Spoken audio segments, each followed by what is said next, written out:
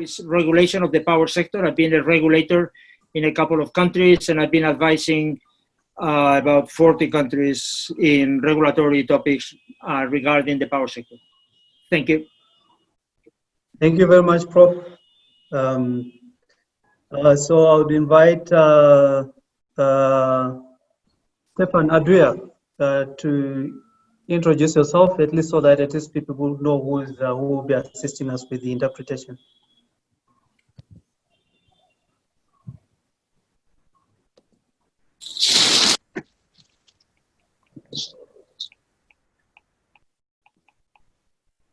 Okay, I think okay, let's move over to Anthony Kinzo.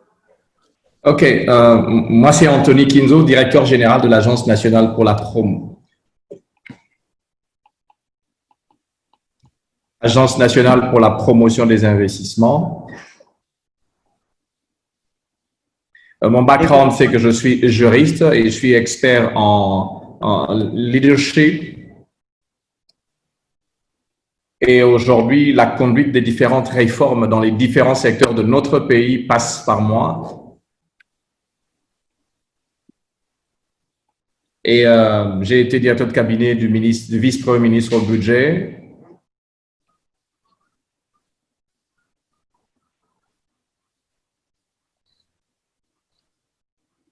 Et ce qui a fait que nous avons été en contact avec le projet du Grand INGA. Et j'ai été directeur de cabinet au ministère du portefeuille aussi.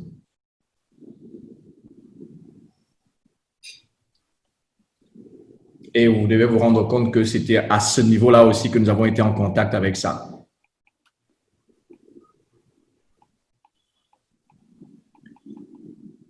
Mon background d'auditeur juridique de PwC. Et j'ai été chez PricewaterhouseCoopers. Et nous avons participé à certaines due diligence pour le dossier INGA à un certain moment.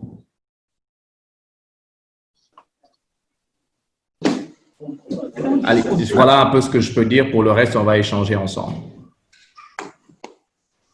Très bien. Très bien, c'est clair.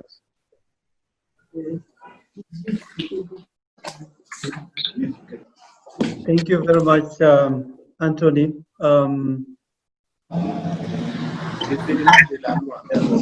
just some housekeeping. Stefan, this is your idea. What I would suggest is that when somebody is speaking in French, please move over to the English channel so that at least you can then interpret for the English speakers, and then vice versa for people who are speaking in French. Merci beaucoup. Boda Mustafa, please try and introduce yourself. Hi, can you hear me? Yes, please go ahead. Hi, good afternoon, everyone. This is Hoda Mustafa. I'm the Africa Regional Head for MIGA, which is part of the World Bank Group that provides protection against, provides political risk insurance for foreign investors. Thank you. Thank you very much. The next, Kabesele, please go ahead and introduce yourself. 14 /011, voilà, du 7 juin 2014. C'est ça. Du 7 juin? Du 7 juin.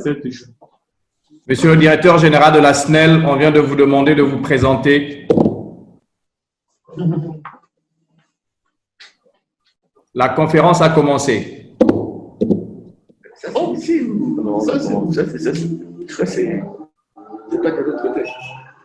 C'est simultané. Normalement, on devait le voir ici. Ça, c'est l'atelier sur le Legal and Regulatory Framework, sur les questions juridiques. Je ne suis pas membre de cette commission, mais le coordonnateur de la commission, c'est M. Kabasele qui va coordonner sur le plan local. Mais si vous voulez que je me présente, moi, c'est Jean Bosco. On a demandé à M. Kabasele de se présenter. C'est pour ça que j'ai vu tout le monde dans la salle.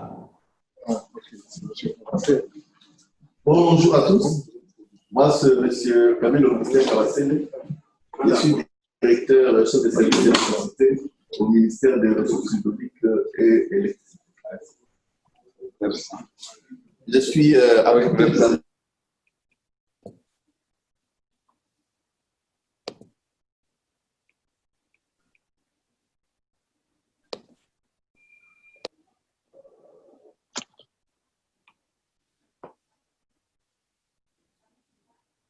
He's muted.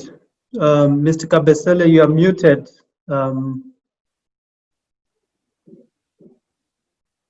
Rebecca, can you please assist with unmuting?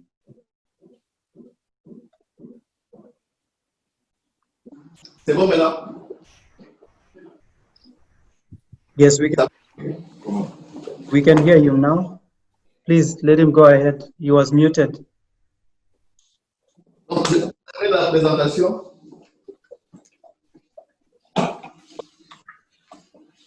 vous me suivez maintenant?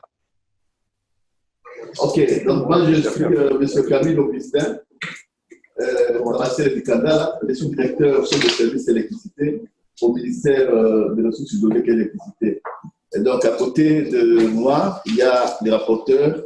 Je suis maître Babi Akwamba, avocat et conseiller juridique du ministre d'État, ministre des Ressources hydrauliques et électricité. À mon tour, c'est Moïmena Tama Buenestor, je suis le conseiller principal chargé de l'électricité au cabinet de son Excellence, Monsieur le Premier ministre.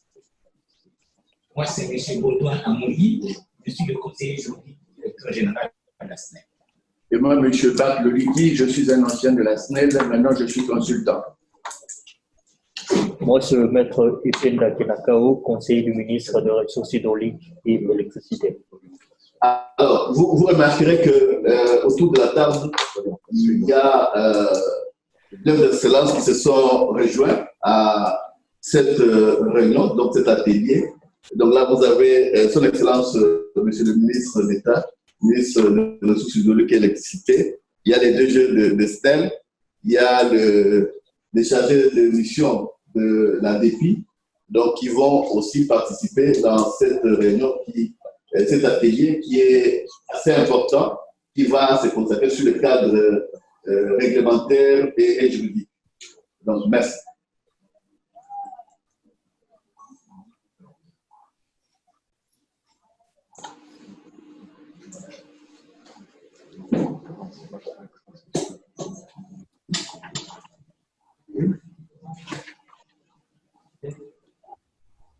Thank you very much. Il faudrait qu'on avait Vous allez introduire la... C'est les... Je devrais parler, il me semble. Ils sont encore en train de terminer. Est-ce que ça va parler simultanément? Nous avons fini la présentation. Je ne sais pas si on peut procéder. Thank you very much for the introduction. So I had only stepped in for the moderator. Norris, who was supposed to moderate this session, and also John, who was supposed to take over. So my recommendation would be that perhaps, since this is your meeting, I would suggest that you continue with the moderation. But I'll continue with the introductions until we are done with the introductions. Then I'll hand over the moderation of this session to you. Would that be okay? Mr. Kabasele.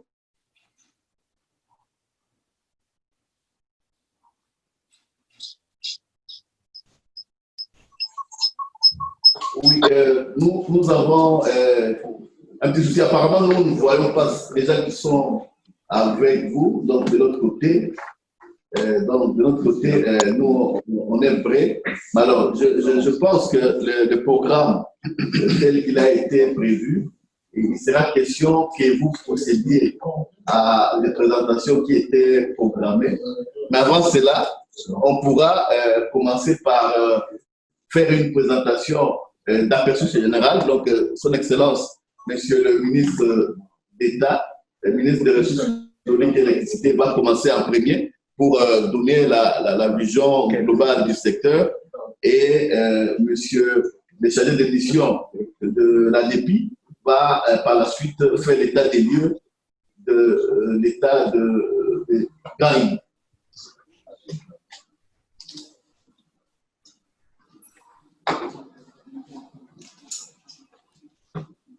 Si vous êtes d'accord avec ces plans, donc nous pouvons avancer. Donc, je ne sais pas si vous m'avez suivi.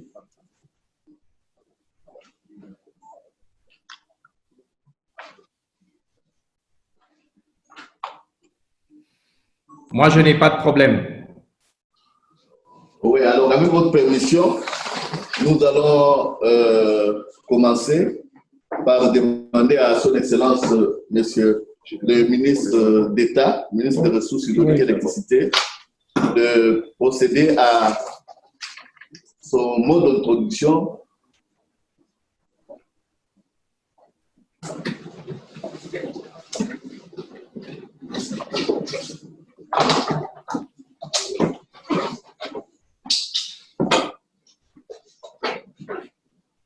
Excellent, Monsieur le ministre d'État, ministre des Ressources hydrauliques et de l'électricité, vous avez la parole. Mesdames et Messieurs les experts, après les discours d'orientation et inaugural de son Excellence, Monsieur le Président de la République démocratique du Congo, les principaux objectifs attendus des réunions techniques de la conférence de ce jour seront les suivants. 1. Présenter les opportunités actuelles et futures du projet Grand Inga et d'autres activités d'investissement dans le secteur de l'énergie électrique en République démocratique du Congo spécialement, sur le fleuve Congo et ses affluents. 2. Encourager des appels à manifestation d'intérêt de la part des participants pour l'achat d'énergie à produire au cours des phases subséquentes du projet Grand Inga. 3. Encourager un dialogue approfondi, une collaboration d'investissement entre les entrepreneurs publics et privés et les plus hautes instances politiques et économiques, aussi bien au niveau de la République démocratique du Congo qu'au niveau continental. 4. Présenter un aperçu de l'état actuel de la coopération et de l'intégration continentale et régionale, politique et technique en matière d'énergie durable. 5. Recommander un cadre de base pour guider la République démocratique du Congo en prélude d'une conférence des chefs d'État africains. Les experts continueront à fournir leurs contributions après cette conférence technique virtuelle pour la préparation de la conférence des chefs d'État africains de septembre-octobre 2020. Mesdames et Messieurs les experts, là, je viens de rappeler les objectifs de nos travaux, dont les conclusions devront se greffer aux fructueuses avancées et efforts entrepris par les uns et les autres depuis près de 40 ans. Ce sont particulièrement les résolutions des travaux des 4 derniers ateliers organisés avec la collaboration de la Banque africaine de développement, successivement à Johannesburg en novembre 2019, à Abidjan en décembre 2019 et janvier 2020, et à Kinshasa en mars 2020, et dont l'objectif est la réalisation effective du projet hydroélectrique Grand Inga, en commençant par la centrale Inga 3 d'une capacité de 11 000 MW et au-delà. Mesdames et Messieurs les experts, permettez-moi enfin de vous rappeler quelques options levées par la République démocratique du Congo pour sa politique énergétique qui s'articule notamment 1. Sur la libéralisation du secteur de l'électricité par la loi numéro 14/01 du 7 juin 2014 avec un cadre institutionnel et juridique approprié et attrayant. 2. Privilégier les ressources énergétiques disponibles pour accroître l'offre énergétique et l'accès pour tous à l'électricité dans les meilleures conditions de prix et de protection de l'environnement. 3. Développer Grand Inga simultanément avec les autres sites parsemés sur l'ensemble du territoire national pour répondre aux besoins de tous. Je souhaite plein succès à nos travaux et sur ce, je déclare ouvertes les assises en atelier de notre conférence technique virtuelle des experts. Je vous remercie.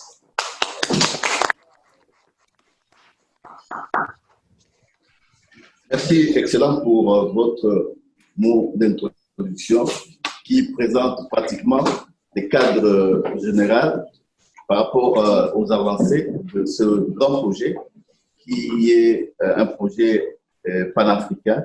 Donc, maintenant, je vais devoir donner la parole à monsieur le chargé de mission de la NEPI pour l'état des lieux de INGA. Merci beaucoup, monsieur le modérateur, Excellence, monsieur le ministre d'État, Excellence, monsieur le conseiller spécial, messieurs les participants. Je m'appelle Kapan Jikala Puno, chargé de mission du chef de l'État, en charge de l'Agence pour le développement et la promotion du projet Grand Inga à Débit en cycle. Le projet Grand Inga fait partie de la politique énergétique du gouvernement congolais, tel que arrêté par le gouvernement depuis des années, depuis 2013, et qui continue à être appliqué. Et le projet Inga, compte tenu de sa particularité, a donné lieu à la mise en place d'une structure institutionnelle particulière que l'Agence de développement et la promotion du projet Grand Inga, qui relève de l'autorité directe du chef de l'État et qui travaille sur le programme de la politique du gouvernement. L'agence elle-même a deux structures. Il y a le conseil stratégique qui est dirigé par le chef de l'État, qui comprend comme membre le Premier ministre, le ministre ayant en charge de l'électricité, le budget, les finances, l'environnement et le directeur général de la direction générale de l'agence. Et il y a la direction générale de l'agence qui gère et met en pratique, en œuvre, la politique et le programme de construction du barrage Grand Inga depuis sa promotion jusqu'à son développement. Je dois signaler que le mot Inga veut dire oui en langue locale, c'est-à-dire la langue où se trouve le site Inga. Le nom nous a été donné par un capitaine britannique, le nom de Turquie en 1816. Où est-ce que nous en sommes aujourd'hui avec ce projet Grand Inga? Grand Inga a une base. La première base, c'est Inga. L'exploitation de la première partie de Inga qui a été inaugurée. La centrale a été inaugurée en 1972, Inga 1, et Inga 2 en 1982. Depuis, rien ne s'est fait. Et depuis 2010, la volonté politique et la volonté aussi du peuple congolais et les besoins qui se présentaient ont fait que l'option a été levée par les autorités du pays. Le peuple congolais a réalisé le Grand Inga. Et depuis ce temps, la mise en place de la stratégie d'exécution de ce projet a été lancée. Ici, je vais vous donner les grandes dates, mais vous avez toutes ces informations dans la note qui vous a été présentée et aussi dans cette brochure qui est en français et en anglais, qui se trouve sur le site de la conférence. Ainsi donc, en 2010, le processus de réalisation du projet Inga a commencé et en 2013, les financements ont été obtenus de la part de la Banque africaine de développement pour réaliser les études de faisabilité. Et à l'issue de ces études, dont les résultats étaient présentés en 2015, on a élaboré les dossiers d'appel d'offres. Les études ont été réalisées en passant par le cabinet AFCOM et EDF, et le dossier d'appel d'offres est venu avec le concours de l'EDF, mais aussi d'un consortium de cabinets d'études, notamment EDF, Auric, Franck Lazare et Tractebel. C'est à la suite de ces dossiers d'appel d'offres dont l'offre était lancée au plan international pour amener à ce que les gens viennent pour réaliser Yinga. Et les options ont été levées, on réalise Yinga en mode biotique. Et à l'issue du processus, 2 offres ont été présentées en 2017 par le consortium chinois qui s'appelle China Yinga 3, qui est composé de 5 entreprises chinoises et d'un consortium espagnol composé de 2 firmes privées. Et en 2018, ces 2 consortiums ont été invités par l'État à créer un consortium unique pour un projet de 11 050 MW dont son Excellence, M. le ministre d'État, a fait allusion. Au jour d'aujourd'hui, nous sommes dans ce processus qu'on appelle le processus de développement, qui est marqué par l'accord de développement exclusif, c'est-à-dire une réattribution du projet Yinga 3 de 11 000 MW à ce consortium. Le coût de ce projet en production est de 13,9 milliards de dollars. Et il y a les lignes de transport qui ne sont pas comprises, qui vont voisiner à peu près 4 milliards. Et le consortium est en train de se constituer un consortium unique qui ont comme mission essentielle de mobiliser les financements pour les études complémentaires. Ce sont les études complémentaires au plan technique, environnemental, social, économique et autres. Et bientôt, nous allons avoir, ils nous l'ont dit hier à la conférence, ce consortium unique. Mais ce consortium